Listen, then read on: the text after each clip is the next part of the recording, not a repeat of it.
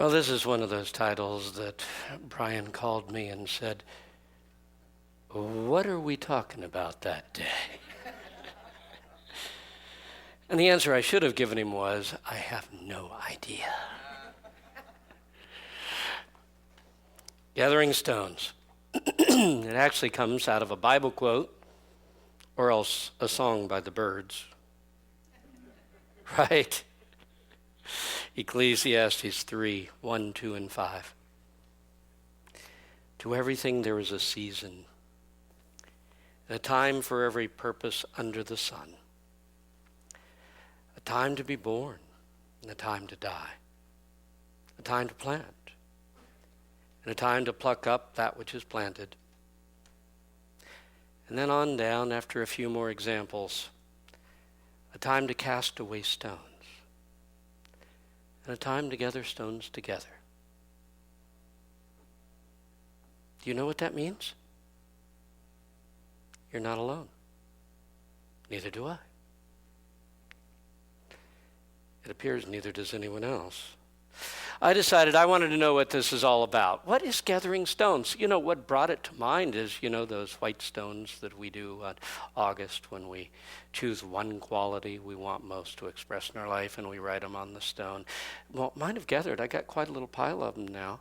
And I looked at them and thought, I've gathered stones. I went, oh yeah, there's a scripture on that. And I read it and I thought, I have no idea what it means. So I went to Google.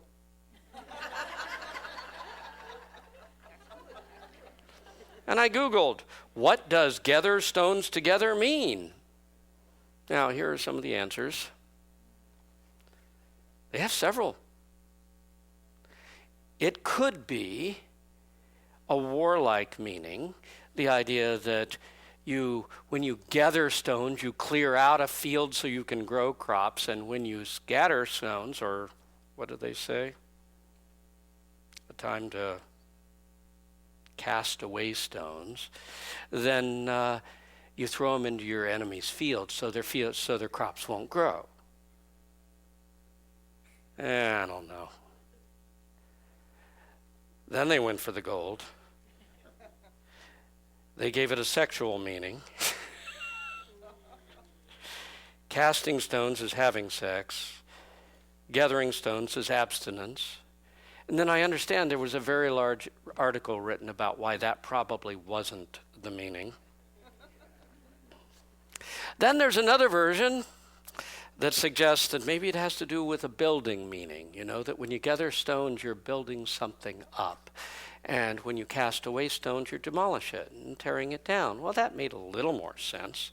But what made the most sense to me is the final sentence in the conclusion on this big long article. And I'm going to quote it to you right here, word for word. There is no way of having any certainty what it does mean. Thank you, Google.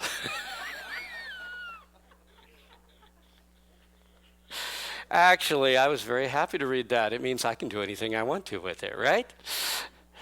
So for me, gathering those stones are the stones that are gathering on that bookcase in my bedroom. They each have a spiritual word or a couple of words, a phrase written on them that represent my deepest desires for my life. Now, I've developed quite a bunch. You see, I have an advantage. I come to 2 services when we do this white stone ceremony in August, so I get twice as many as everybody else does. But okay, I've got this whole gathering of stones, and we're not going to cast them away at the moment. Gathering stones. For me, it means gathering your life goals. I mean, each one of those stones has something written on it that is either a lifelong dream or a spiritual quality that I want to express or some quality of life that I want to embrace. The interesting thing is most of those stones deal with abstract subjects. You say, oh, well, I want the real thing. how'd Paul put it? That which is seen came to be from that which is unseen. And so the most important things that you desire in life are often abstract. But the specifics, the physical expressions, those all come out of the intangible. The tangible comes from the intangible. So in the end, our deepest dreams for the long term often need to be these spiritual qualities or quality of life that we want to live in. Now you're allowed to bring along a few of those things you've wanted all of your life, so be it. But things come from the intangible qualities. I know when I've told it before, but when I was in ministerial school, now we're going way back, early 70s, and they had a telephone operator in the tower back when they had such things, plugging in the wires. Yes, in the 1890s. You've got it. Okay. But in any case, I would talk to the telephone operator when I'd clean the tower. I was being a janitor, nighttime janitor while I went to ministerial school. And she explained to me that she had this goal, and she had treasure mapped for this man that she had her heart set on. He had to get divorced first, so it took a while. And in the end, she explained to me, it took me 2 years of intense prayer work to get him, and 9 years to get rid of him. Sometimes you want to embrace the spiritual quality and let that create the guy. Sometimes it isn't the tangible that you want to really put your attention on. You want to live a life filled with love and let that bring relationships to you. Plural, because they can take many different forms. You want to live a life that knows God is my source. And I literally am wealthy because God is my source. And let that bring the goodness to you. We gather stones as we go through our life. That is, if we're going to call them the big goals, the big desires of our lives. And those things you wrote on that white stone, or if you didn't, it doesn't matter. You've still got those deep desires of your soul. And I'm sure you've given a little bit of thought to what they are.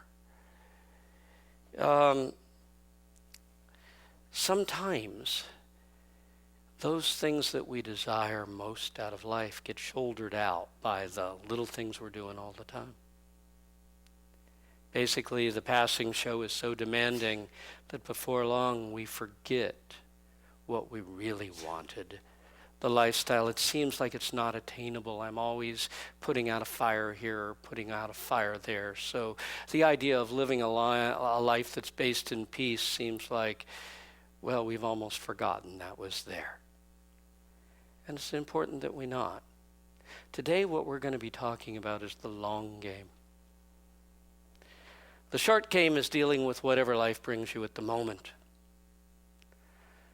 The long game is knowing where you're going, what will bring fulfillment to you in your life, and giving it just a little bit of attention instead of letting the world rob all the attention for the immediate demands and needs. So, life is about emphasis. I've said that over and over. But emphasis is also the realization that persistent thought is creative. The more we emphasize something in our lives, the more we emphasize what we want out of life, the more we let our attention rest on that ultimate goal that we're looking for, the more we'll see the creative energies of the universe move. So, the long game. Sometimes it doesn't happen very fast. I remember looking at these things and thinking, you got to be kidding me. I went the whole year. I haven't got it. The whole year. And yet, I kept them. It's always a question of should you discard your goals because you haven't gotten there yet? Well, that's a good question. If it's not the deep desire of your soul, go ahead, discard it. But you have a right to create a life that fulfills the deep desires of your soul. And some of them are very abstract, as I said. I looked at some of these and I thought, well, I'm never going to get there. New life. Do you want a new life? Every once in a while we want a new life. What's intriguing is I look at these stones now and I realize that for 3/4 of them, at least a part of it's happening. I've had them for years. 2, 3, 4, however long. But it's unfolding now. And when the desires of your soul begin to unfold, it was worth the wait. New life. Dreams fulfilled. I'm realizing there are things I thought would never happen in my life again. Ever, or for the first time. And they're happening now. There are things in my life that I've waited 69 years for. So it's never too late. It's never been too long to hold on to what your soul really deeply desires. Harmony. That was one of the first ones. And yeah, I've got a piece of it. Is there more to go? Without a doubt. But it's happening. Because every day I look at this pile of stones and it reminds me where my soul's going. Soul awakening. If you were at the annual meeting, you know that one. For 5 years, I've been walking through a desert of, not denial, but surrender of the personal self. I was pretty sure soul awakening was going to elude me. Until I died. Yet, starting in the fall, the early fall, I realized I'd moved out of one room and into another. And it wasn't just me in here anymore. The personal self had another occupant here working with it. Thank God, because this self isn't any good. The reason I knew is because the first gift of soul awakening is contentment, or peace, whichever way you want to call it. Second is joy, and the third is love. And all of these things began to awaken. And life became very different. Am I soul awakened? You got to be kidding me. No. I'm in a beginning, not an end. But it's been on my list. And that's where we're going. How long did I have to look at this?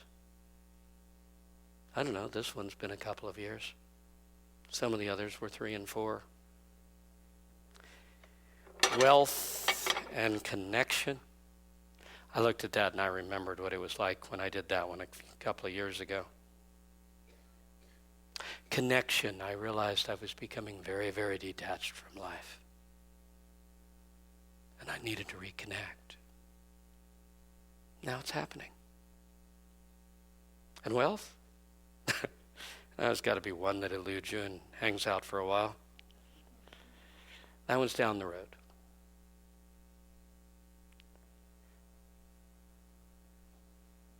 Success? Jury's still out on that one. But I'm not throwing away the stones. What do you want out of your life? The long game. The long game. What are you willing to hold over a long period of time? If it takes you years, you're willing to put them in if it's worth it, because it is worth it. I spent 7 years working on my heart. Maybe I'm just a slow learner, but it was worth every day, every effort. What are you willing to dedicate your life toward attaining? Because so often it's easy to forget what's most important to us in life. It's easy to let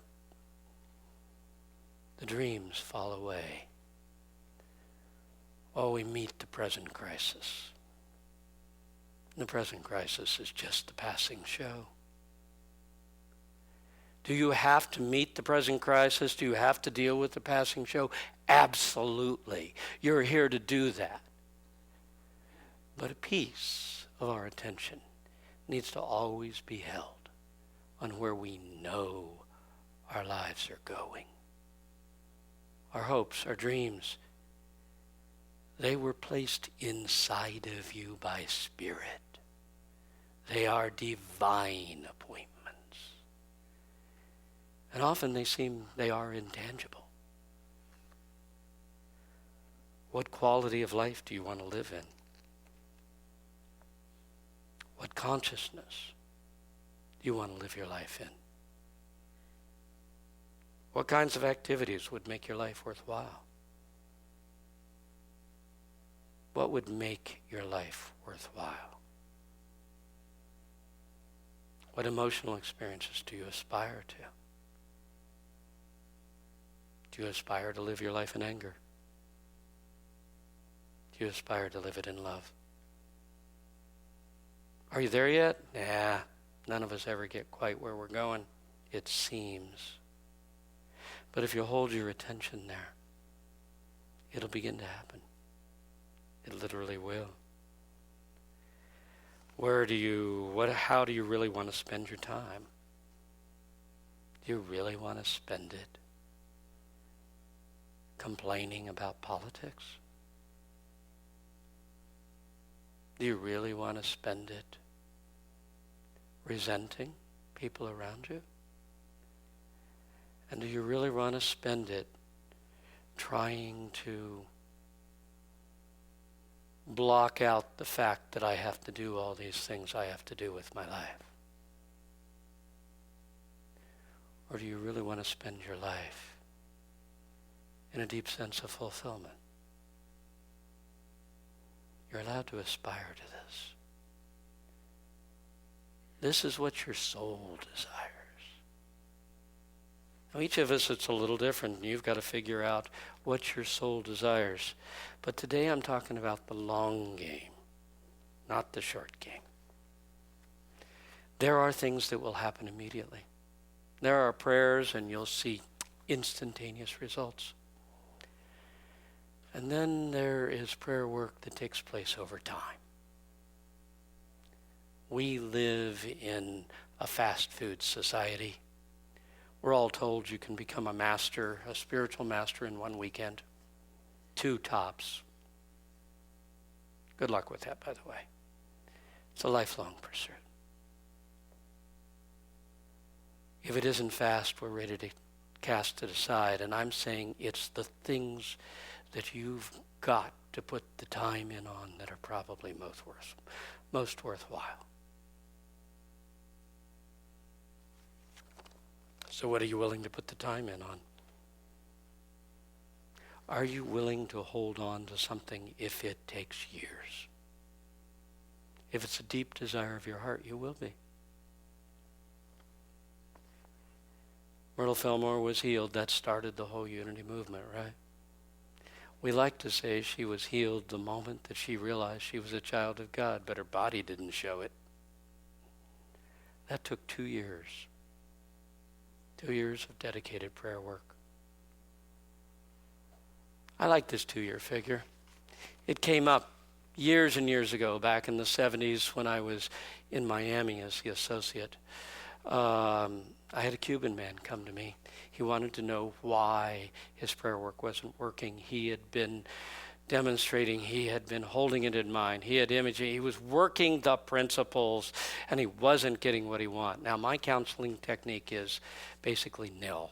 I say whatever pops into my mind. And so somehow I got him to, well, where were you? What was going on? And suddenly he stops and he says, oh my God, I have today exactly what I wanted 2 years ago. It's just that now I want more. So 2 years ago I was in Cuba. I just wanted to get to America. I just wanted to have a little apartment. I just wanted to have a bottom level job. I just wanted to have a new life. You know, I've got it. Everything I wanted 2 years ago. So can you hang on? Can you play the long game? For him, the moment he realized that he'd won at the long game already, he's ready to play it again. Are you? Consistent, directed desire over a long period of time is extremely powerful. You have control over that.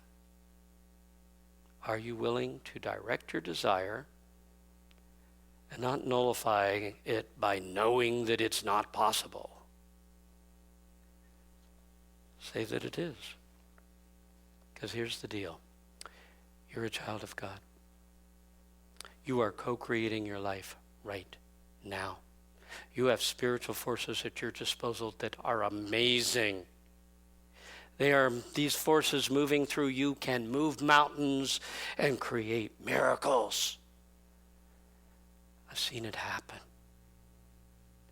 But you're going to have to be persistent. You're going to have to be, there's a spiritual quality we call steadfast. Faith is when you see the vision of what can be. Steadfast is when you hang on to it for the next 2 years.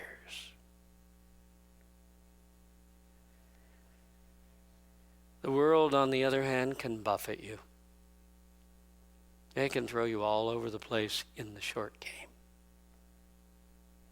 But you are most powerful spiritually in the long game. That which you hold your mind upon, even slightly, over an extended period of time, is amazingly powerful. You can rise above anything the world throws at you in the short game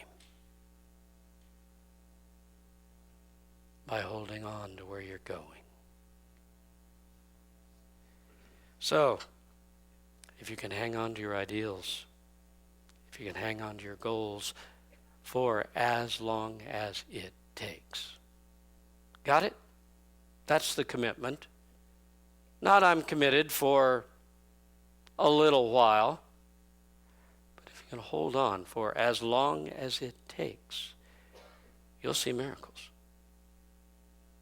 Most of us aren't willing to do that in this society. Our attention span is 15 seconds, I'm told, these days.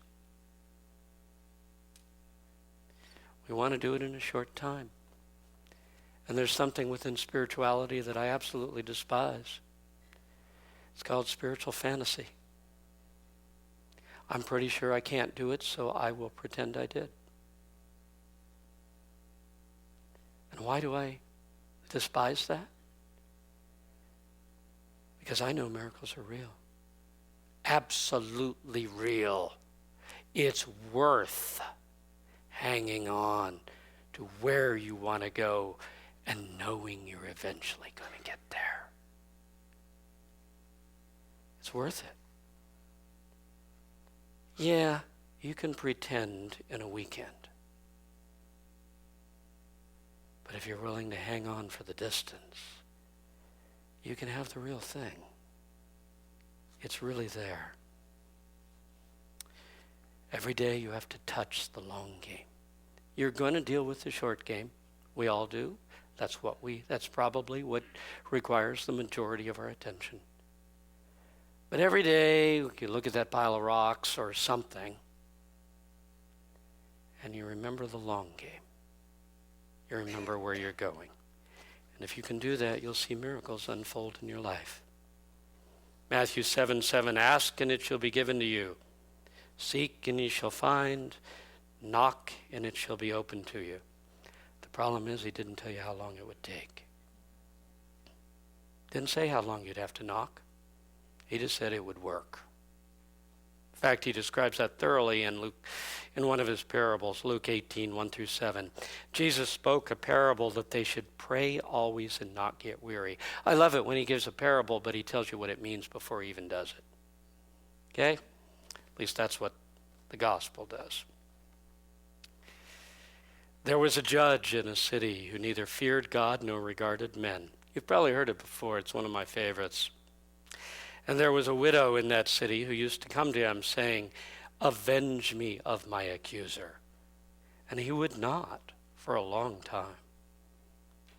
But afterwards he said to himself, though I am not afraid of God and have no regard for men, yet because this widow troubles me, I will avenge her so that she may not keep coming and annoying me. Then our Lord said, would not God avenge his chosen ones so much more? Those who call upon him day and night. And he has patience with them. Jesus is describing the long game. And true fulfillment often comes to you through the long game. So, there's one more. I'm going to quote Paul here, Philippians 3:13-14. My brethren, I do not consider that I have reached the goal, but this one thing I do know. Forgetting those things which are behind, I strive for those things which are before me. I press toward the goal. Do not be distracted by past failure. You may have failed all your life. You may have an area of your life that has deeply disappointed you. Don't give up. Don't give up the hope of fulfillment. There are things that have eluded me for 69 years. And when I thought, no chance ever, they've started to happen. No time in your life is too late. Hang on to those desires of your soul and know they're to be fulfilled. So here are my recommendations for gathering stones. Number one, make a long game prayer list. We got short game prayer lists. I need this and this and this, God. I need this and this and this, and they're usually very specific. Make a long game. Where do I want my life to end up? What am I willing to go the distance for? Make a prayer list, make a notebook, make a vision board, or even just a pile of stones with words on them. Okay? But something visual so that you can notice every single day and remind yourself, that's where my life's going. I look at that pile of rocks. I don't have to read them all. My consciousness knows. I just look at it, oh yeah, that's right. Oh yeah, that's right. You want to every single day have something that reminds you of where you're going. And then at least once a week, go a little further and take a moment to visualize it, to see yourself in that vision of what your life could be and where you're going and what that would mean. If you're living a life steeped in love, if you're living a life surrounded by beauty, if you're in a state of success or abundance, what does that mean? Image it, make it real, and know that it's coming to you. If you know it can't be yours, be it done to you according to your faith. Faith is not what you think, it's not even what you believe. It's what you know. Do you know it's coming? Do you know that God is offering you the robe, the shoes, the ring on his finger, and kill the fatted ox and have a party, a feast? Do you know that Spirit is ready to bring it all to you? You got to know that. Okay, you're going to make a list, but what are you going to put on it? Okay. First off, since my Cuban guy said 2 years and Myrtle Fillmore took 2 years, let's think 2 years. 5 if you like. Some people think a decade. Where are you going to be? I'm not talking physical things. Where are you going to be? Who are you going to be? What qualities of life do you aspire to? So here we go. What do you put on that list? Number 1, your dream. And I'm going to give you a few physical things. I think this mainly needs to be intangibles. I think we sometimes make the same mistake my telephone operator friend did. We ask for something specific when what we really want is love. And if that quality fills us, opportunities for relationship rise on a regular basis. You get the right one, not the one that takes you 9 years to get rid of. But, okay, your dreams. They are things you've held all your life, things you would like to see happen in your life, experiences that you would like to experience, accomplishments, a lifestyle you'd like to live, relationships, personal expression of self. I got it all summed up, just dreams fulfilled. That's one of my little stones in there. But okay, on your list is going to be the things all of your life that you felt this desire for. But now we're going to have to go a little higher. And we're going to, next on our list, we're going to talk about quality of life issues. What kind of life do you really want to live? Not just specifics. If you have the quality of life, you don't need to know the specifics. They'll be there.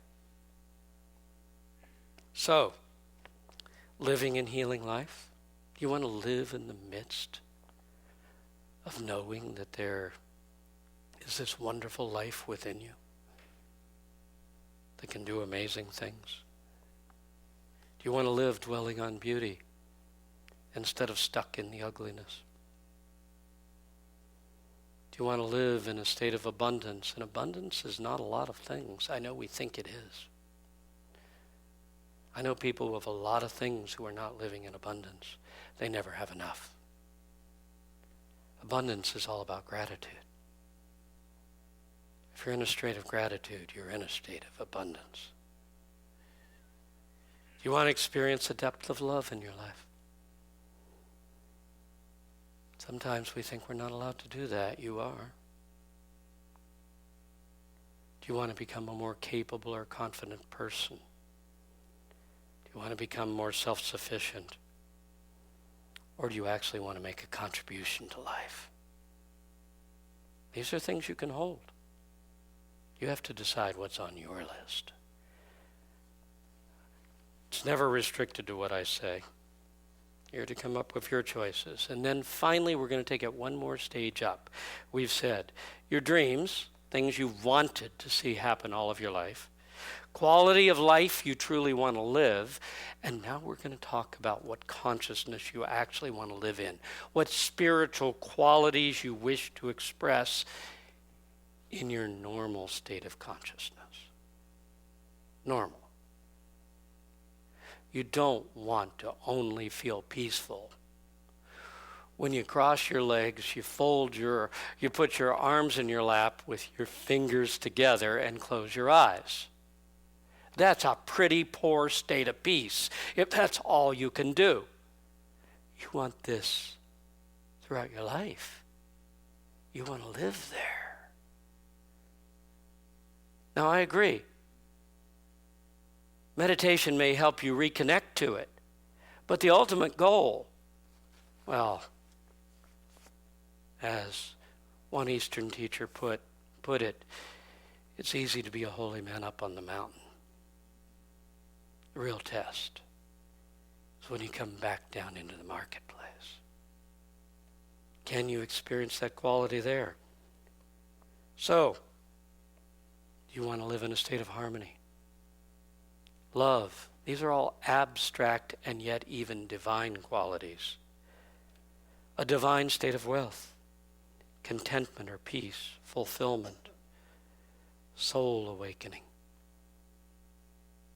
Feeling like there's something else moving through you that is greater than you, that's awakening. And in the end, it is you. Experiencing yourself as a being of light. Not just because we happen to aspire to it intellectually, but because we're actually experiencing ourselves that way. Do you want to discover a deeper sense of purpose? Nothing will make life richer than purpose, or being a channel of blessings wherever you go. That's called being the messenger of God, and there's an entire level of spiritual awakening dedicated to that. When you're there, miracles flow through you everywhere around you. You know you didn't do a single one of them, but they happened because you were there. And maybe feeling a closeness to God and knowing that you're deeply loved by that which is closer than hands and feet and vaster than the universe. Well, I'm talking today about the most important things in life. And they aren't sometimes those outer things that we need for the moment. And I'm not saying you don't need to reach for them, but that is the short game. I'm talking about the quality of who you are when you reach the end of this life. And having a really deep sense of fulfillment in the life that you lived. What does your soul yearn for? Don't give it up because the short game is so demanding. Give a piece of yourself to the long game every single day. And maybe it'll be 2 years. Maybe it'll be a 5. Maybe it'll be a decade. But if you don't give up, it will be. And it'll have been worth every moment of it. So I'm asking you to spiritually play the long game, knowing the power of God is moving through you to create something wonderful in your life. God, described by Jesus, is the Father running out to meet the prodigal son. Those of us who've, any way you cut it, this is the far country. And as we come back, ready to say, put a robe on him and shoes on his feet and a ring on his finger and a feast. That's what God wants for you. The absolutely best that you can be and have in life.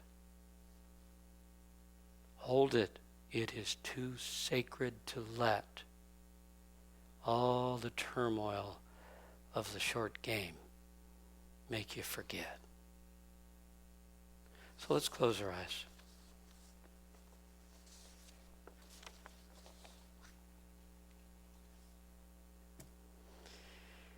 And what are your dreams?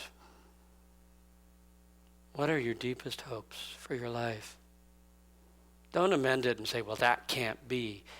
What is it? Choose it. Your dreams, what quality of life do you want to live? Your perfect life. What are the qualities that would fill it? And what are the spiritual qualities that you want to radiate every day of your life? They'll define what your life is. Well,